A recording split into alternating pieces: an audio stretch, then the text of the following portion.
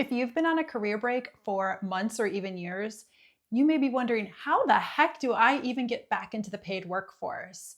It can feel overwhelming and isolating. And I understand, I've been there. Well, I'm going to share with you the one thing that I swear is a return to work game changer. Hi, I'm Laura, and I help women to navigate the HR world from job search to retirement and everything in between. And today, I'm going to share with you what helped me return to the workforce after my career break. 6 years ago, I stepped away from my career in HR to take a career break. That same year, my son was born, and I knew I wanted to return to the workforce, but I wanted to return in a different capacity. I wasn't quite sure how to navigate that, but the one thing that I found that worked best for me is strategic volunteering. It was a game changer. I saw an opportunity at a financial literacy nonprofit. Now, I had always been interested in that industry. I just didn't know how I would ever get my foot in the door. I saw an opportunity listed for a trainer for some of their financial literacy classes. So I went ahead and I went through the training, and at the training, I met the director of the program. I let her know at the time that I was on a career break, and if she needed any additional help or support, just to let me know. And she took me up on that. Fast forward a few weeks, and I was in charge of volunteer coordination along with leading financial literacy classes. On top of that, I got to work directly with the board and the director of the nonprofit to come up with course curriculum and decide how we should move forward in certain areas. It was an opportunity I would never have had if I would have applied for that type of position. In my circumstance, it actually landed me a job offer. I didn't end up taking it, but that was a chance I would have never had otherwise. So here's what strategic volunteering can do for you. There are countless benefits to volunteering, but here are 5 that are going to directly benefit you in your job search. Yep, I'm breaking out the whiteboard. Benefit number 1 is that you have the ability to develop or hone existing skills. And this is a wonderful, wonderful opportunity. There are going to be times when you see a job position, and you're like, oh man, if only I had that skill. Well, when you're able to do some strategic volunteering, you can be intentional with the opportunities that you seek out and make sure that they align with the direction that you would like to go in. And a lot of volunteer opportunities are really pretty flexible with teaching and bringing people up to speed and skills they might not have.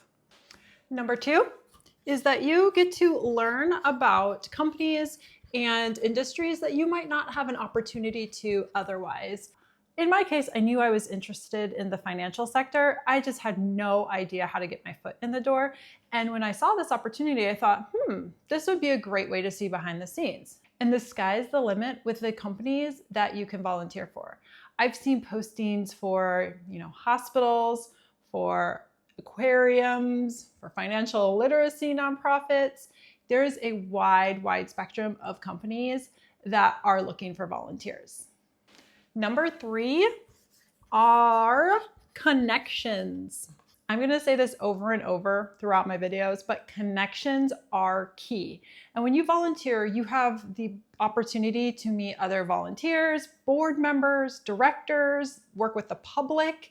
And when you're making those connections, you don't know who you might meet that can help you on the next leg of your job journey. Number 4 is the dreaded word, the gap. The resume gap, that is.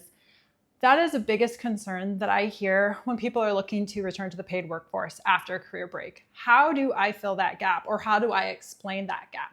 Well, when you are strategically volunteering, list relevant experience, paid or unpaid, on your resume. And I think this is key. So many people think if they're not being paid for their work, that it somehow doesn't count. There is nothing further from the truth. In fact, if your volunteer experience aligns with the positions that you're seeking out, that should be the first thing that people are seeing when they look at your resume. Do not take the conventional wisdom of putting the volunteer experience at the bottom. And it gives you great material to talk about in your interview. And number 5 is it looks good. Honestly, it shows drive and ambition to potential employers. Unfortunately, we're still not at a point in this world where it's like, oh yeah, I just took some time off for fill in the blank and I didn't do anything to further myself professionally. I know that's how the world should be, but when recruiters and hiring managers are looking at resumes, they're looking to see who would be the best fit for that open position. And when they come across a resume that shows that somebody did do something while they were on their career break, even if it was towards the end of their career break, it just shows that you're excited to return to the paid workforce. And a bonus benefit is that it allows you to slowly ramp up rather than just jumping straight into a full-time position.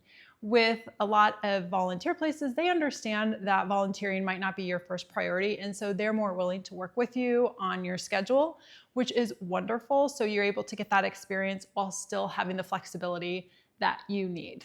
So there you have it. 5 or 6 benefits, depending on how you look at it.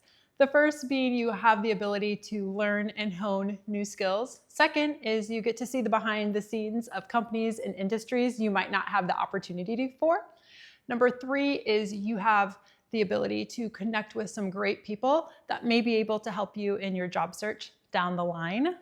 And number 4 is that it fills in the dreaded resume gap. And number 5 is it shows employees your ambition and drive to return to the paid workforce.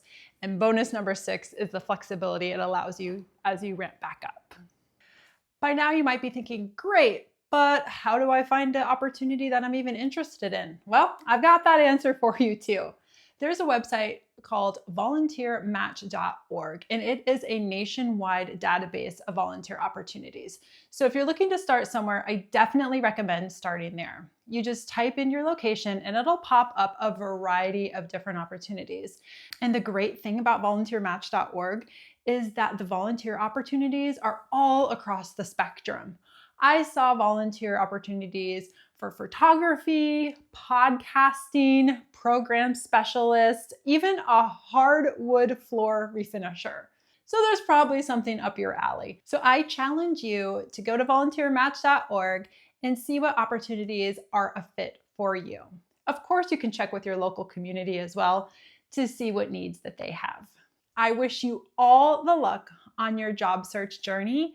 And if you have any questions, leave them in the comments below and maybe you'll see a future video about it. And if you're looking to return to the paid workforce in the HR profession, you might want to check out this video here. I talk about the 5 pros and the 5 cons of working in the HR profession. And remember to subscribe for more insightful HR tidbits.